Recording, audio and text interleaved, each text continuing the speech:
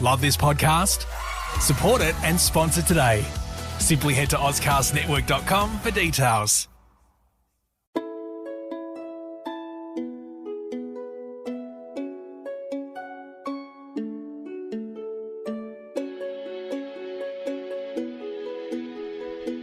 Welcome to Hong Kong Confidential. I'm Jules Hannaford and I'm your host. I'm an Australian woman and I've been living in Hong Kong for many years. I'm a mother, a teacher, an author, and I want to share my wisdom and the wisdom of others with you. Thanks for joining me, and I hope you enjoy the show.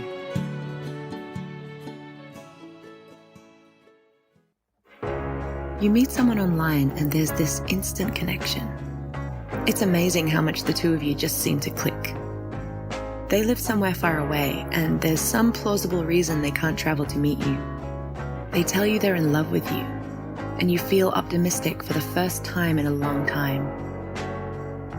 They have a successful career, yet somehow they need money from you to solve a short-term problem, always with the promise of paying you back. Time goes on and they need more money more urgently. You've started to see the cracks and begin to wonder whether they've been lying this whole time. All of a sudden it hits you. You've been scammed. Fool Me Twice is the story of my mother, Jules Hannaford, a woman who was drawn into the dangerous world of sweetheart scams. After a trip overseas to meet a stranger, a dangerous altercation in a Manchester hotel room, and thousands of pounds lost for good, she's here to tell her story. Fool Me Twice, a true crime podcast, is available on Apple Podcasts, Ozcast Network, and anywhere you listen to your podcasts. Today I'm here with Pramit. Hi Pramit, thank you so much for joining me today. How are you? Great, Julie, and thank you for inviting me. You're welcome. So Pramit, tell me a little bit about your background story. I was somebody with a normal vision, and I did my computer engineering, went on to do an MBA, and then I've worked with multinational global companies such as Unilever, Motorola, Quest Diagnostics. And I think the twist in the tale is about 21 years back when a drug was given to me for some joint pains. It reacted on the retina, and literally overnight my vision dropped substantially. I could still get some correction at that time, so I sort of managed life. Over the years, it kept dropping. And about 9 years back, suddenly the drop was very sharp.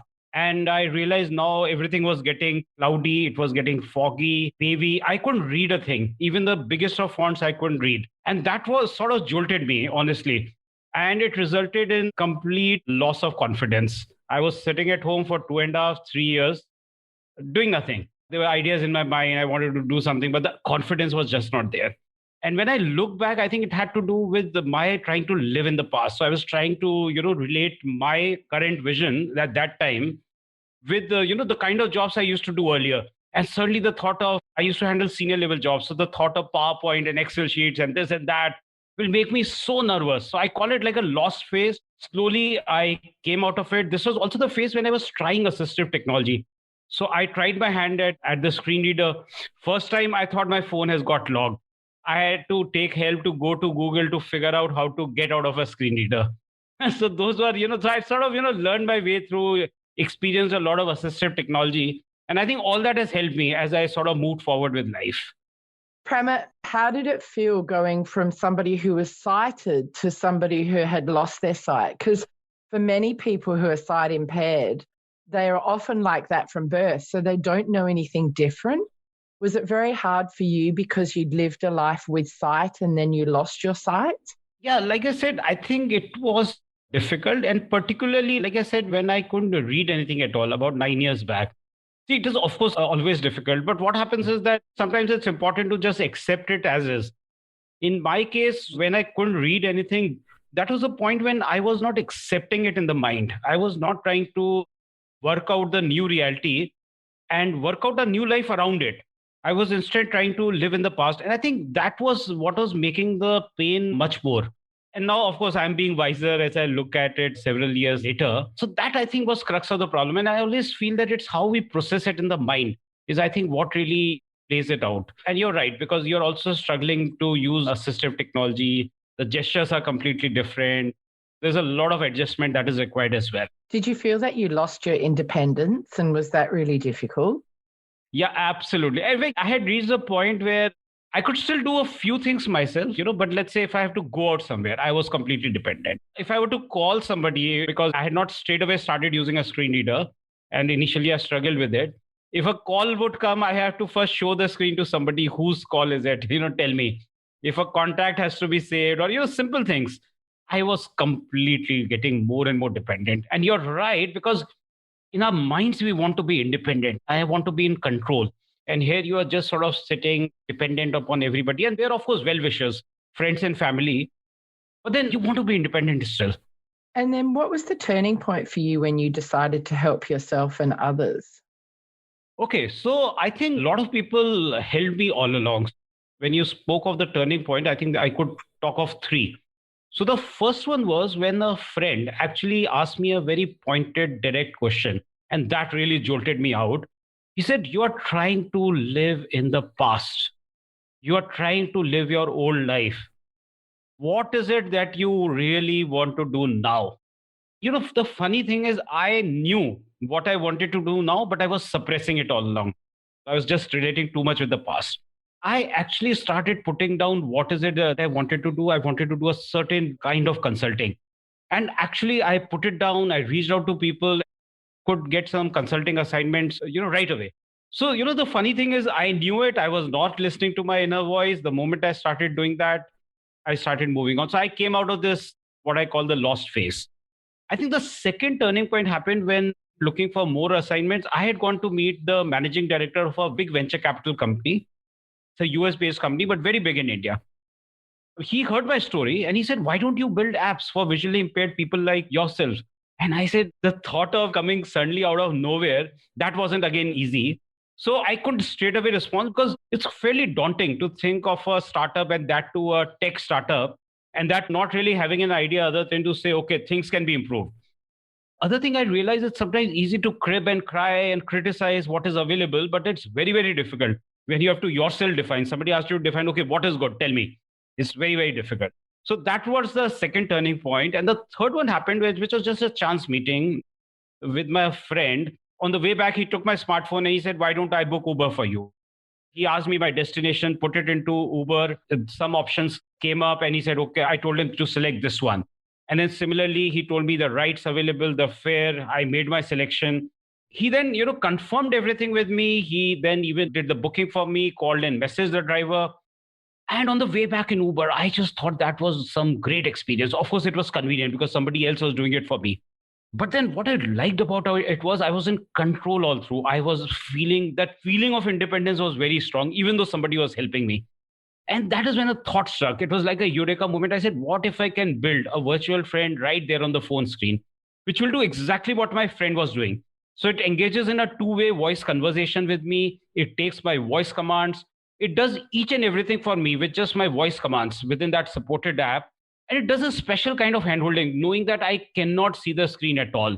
So this is how my life changed. And now I'm actually building such an app called Louie Voice Control. That's brilliant. So that's how the idea for Louie Voice Control was born. That's a really great story. What was frustrating you about voice assistance apps that you use before Louie Voice Control? Right. So what I did was that immediately after this happened, I sort of almost shut myself off for 2 weeks and I did nothing but play around with Google Assistant and with Siri completely.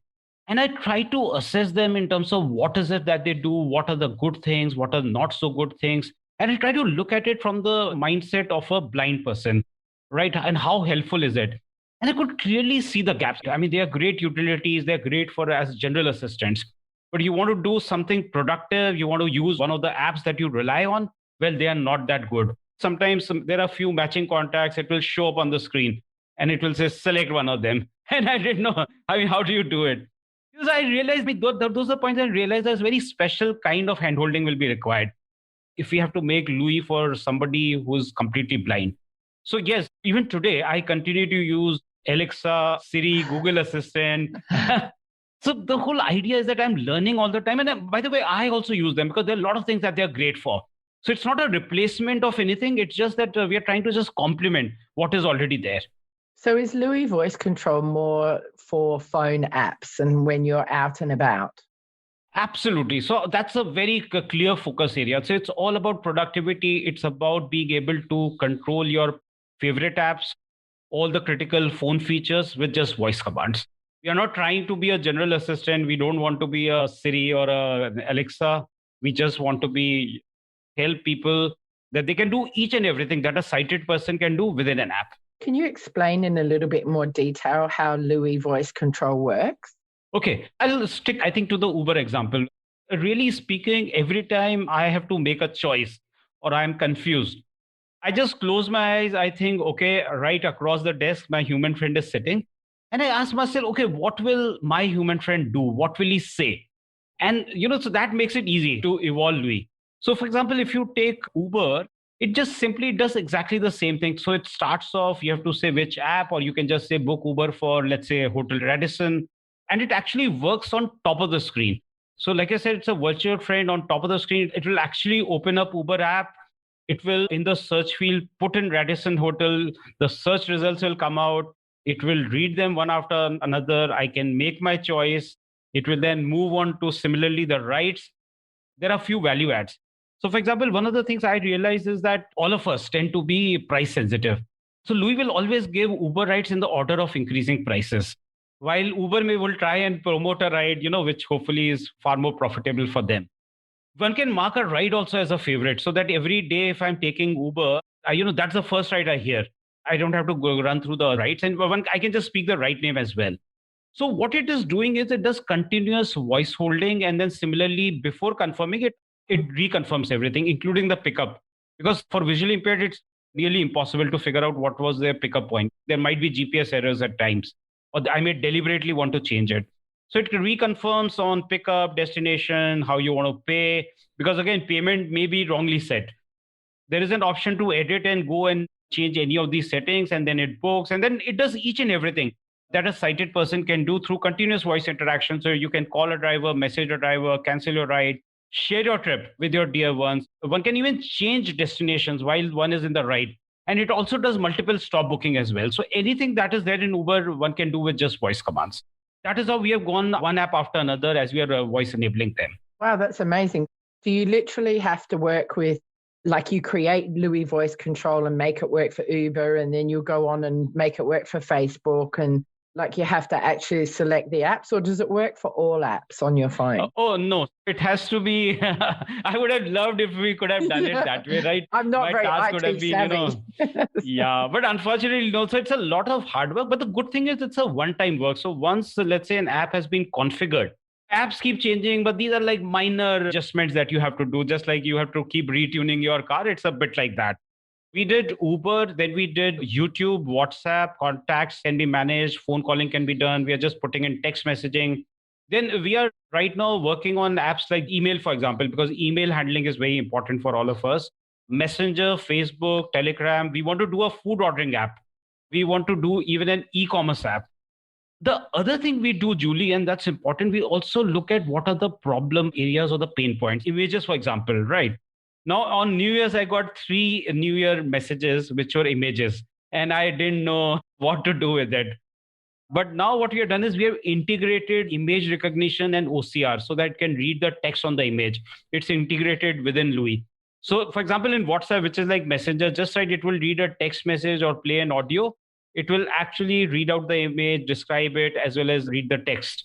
Similarly, for example, things like Google search. A lot of users wanted us to do Google search, being able to browse around, read articles. There are a lot of documents that get shared. Being able to read those, even a scanned PDF document. These are the kind of things that we are doing. And hopefully with image recognition, we can voice enable an Instagram as well. Wow, that is amazing what you've created. Pramit, how much do you think your background in IT and marketing helped you develop this app and promote it? Okay, so if you ask me my special qualifications that are helping me, I would say 3 of them. The first one, I think, is being visually impaired.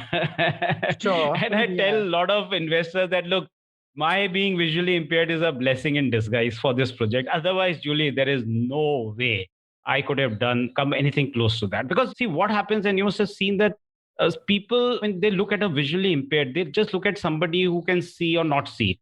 But what goes on in the mind of a visually impaired? I think that understanding just wouldn't have come. So that has really helped. Then, of course, the fact that I have done computer engineering, I'm not doing any coding now because I've forgotten it long time back. But I have this whole knack of technology. I can talk to developers. I understand how to do programming, etc. So that's helping. And the fact that I was doing marketing and building businesses from scratch, I did a few startups also, building businesses for corporates. That is also helping me. So I'm now running the business as the founder. We have a team of 13 people. We have investors in India, US, and Singapore. Yeah, so all of that is helping, but primarily being visually impaired. That's absolutely amazing that you have created such a big team and you've got investors from all over the world and it's really coming together. Congratulations for all of that. How many people do you think are accessing and using this app? Do you know, do you have any statistics? Okay, so we just started, in the sense it's a work in progress. And like I said, there are a few apps we do now. There are a lot more that we'll be doing in the next 6 to 9 months.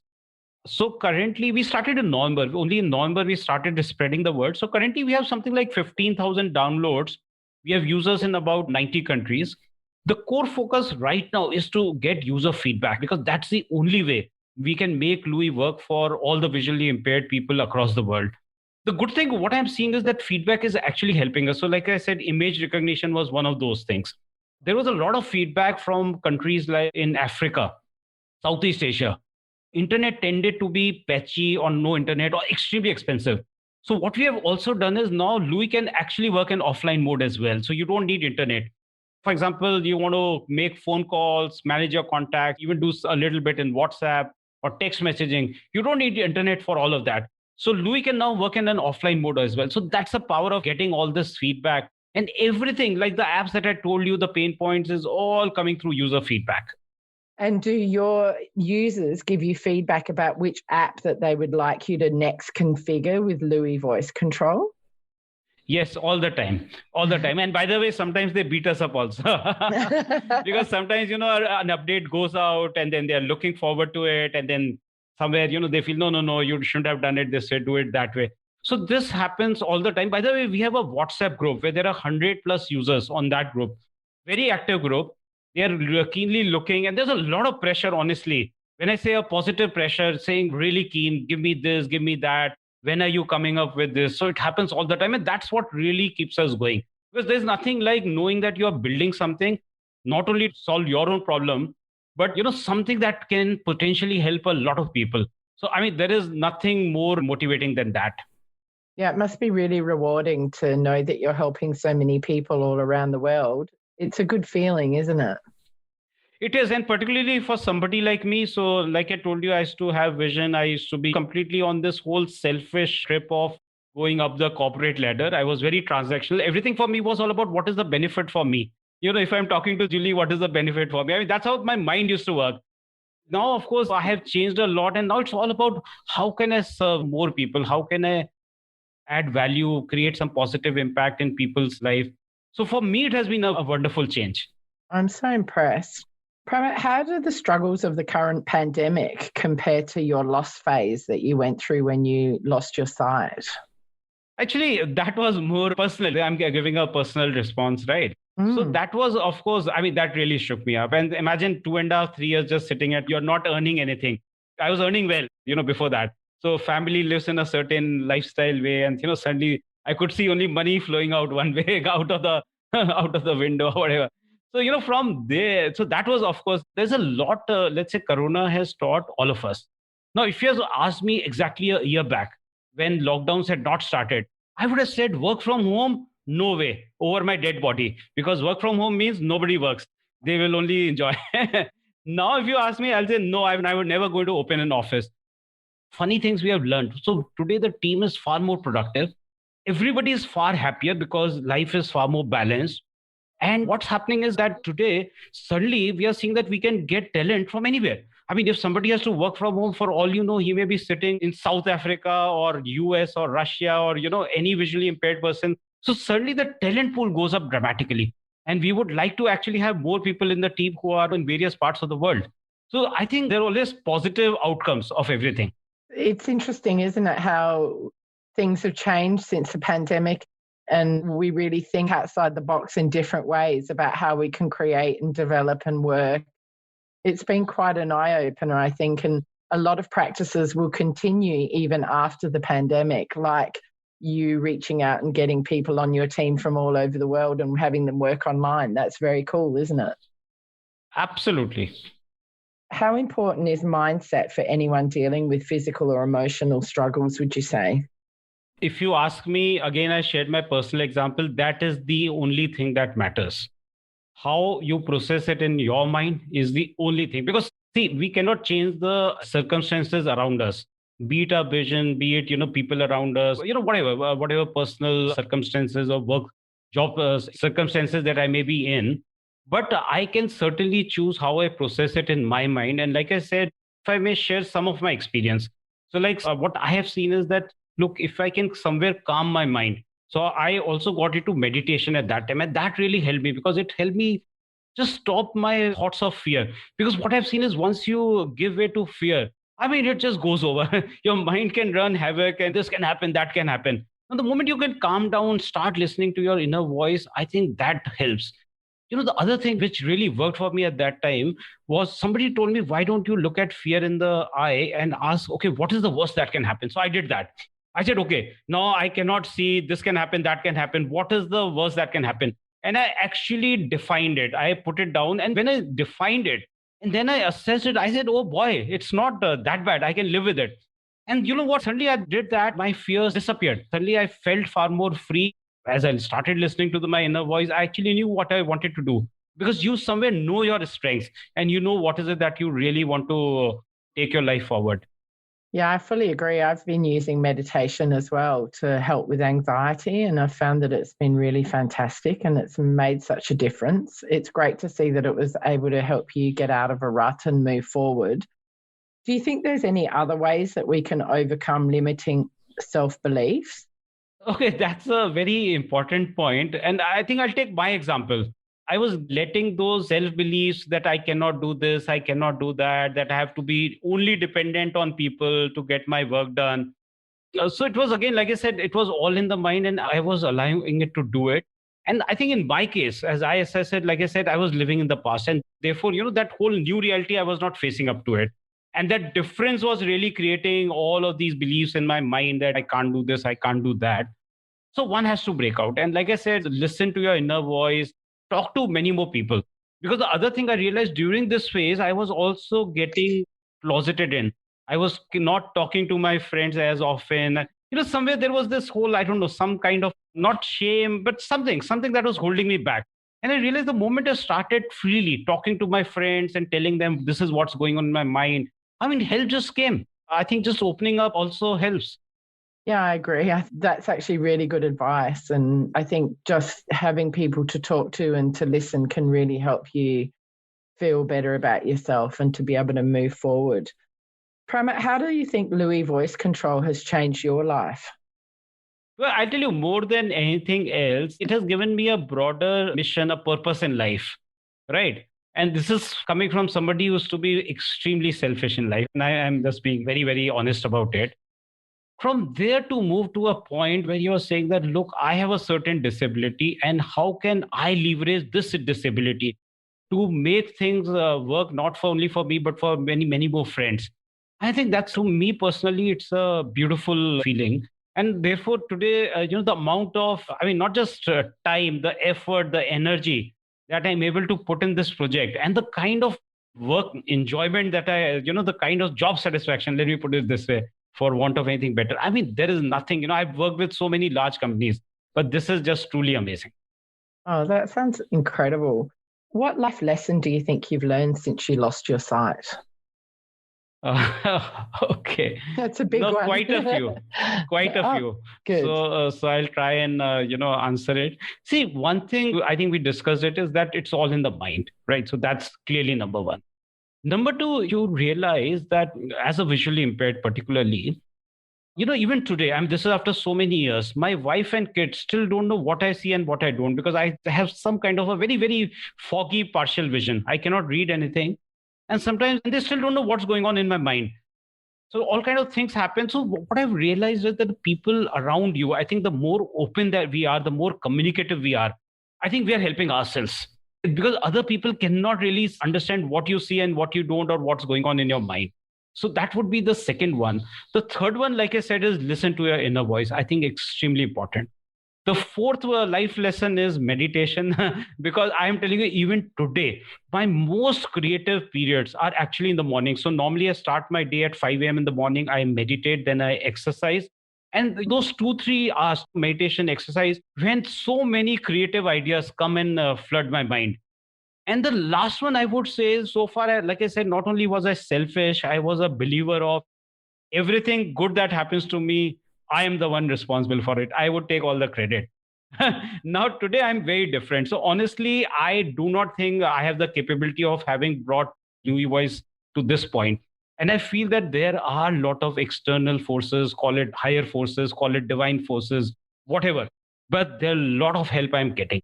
And I'm actually really, really grateful, because, like I said, I just have to just be honest and just have that integrity and just keep running for the goal, while all the help I'm getting, and I'm really grateful for it. Oh, that's lovely. Thank you for sharing that.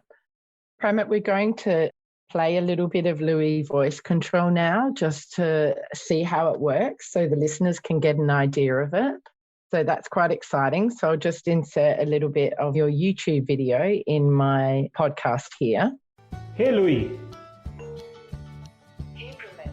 Share location with Ronit on WhatsApp. Opening WhatsApp. Got it, Ronit. I found multiple results. Dear Ronit, select next. Next. Ronit, select previous next. Select. Okay. Location shared. Open WhatsApp. Opening WhatsApp. Reading the latest message. Group conversation with IIMB class of 1991. At 9:14, 185 unread messages. You can say read, next or open. Next.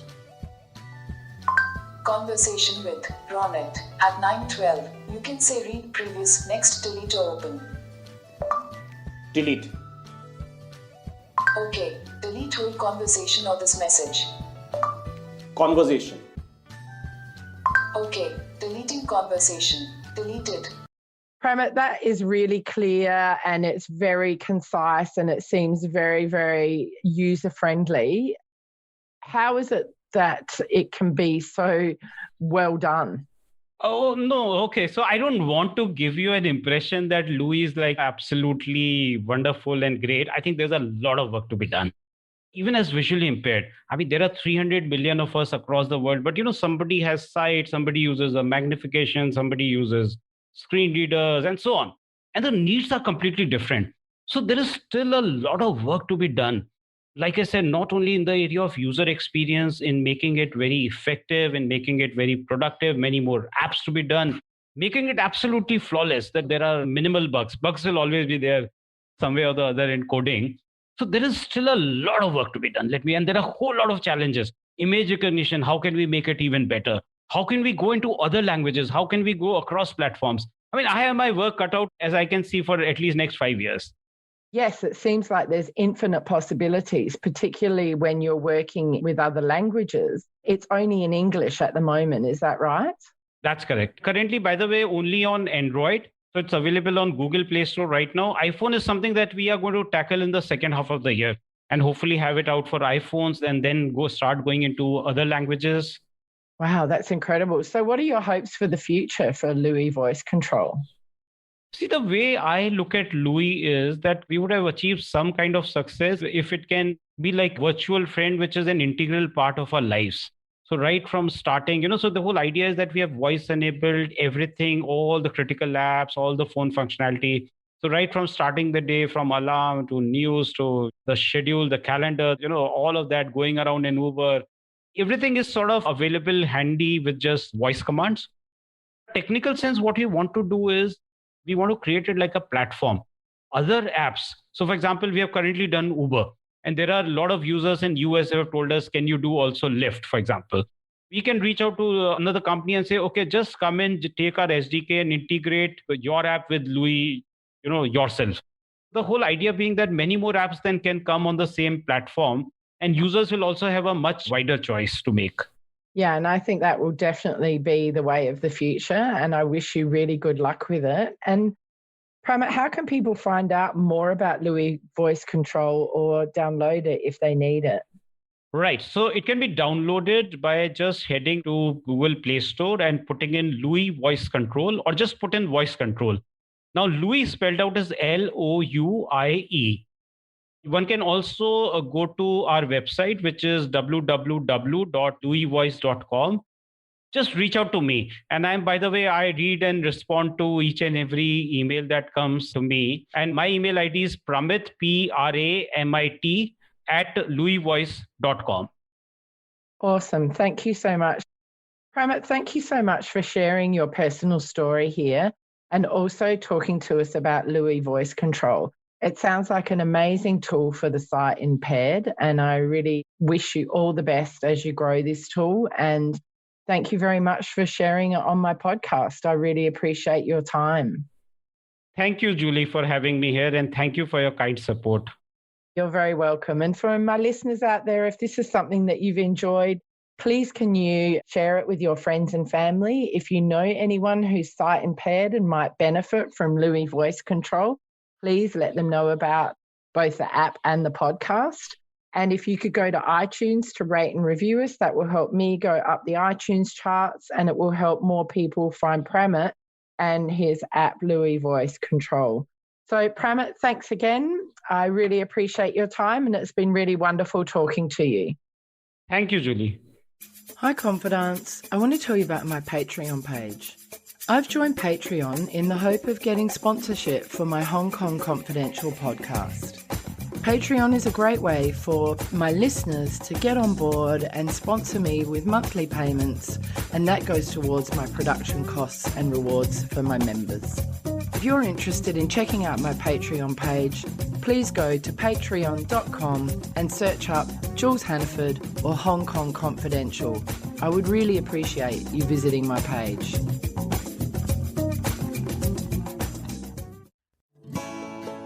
So that brings us to the end of another Hong Kong Confidential podcast.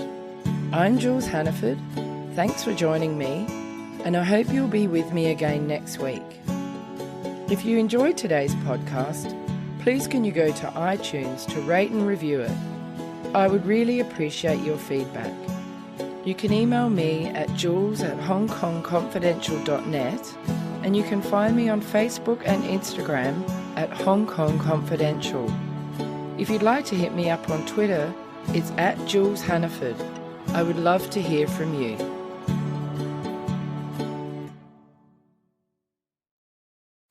Love this podcast? Support it and sponsor today. Simply head to AuscastNetwork.com for details.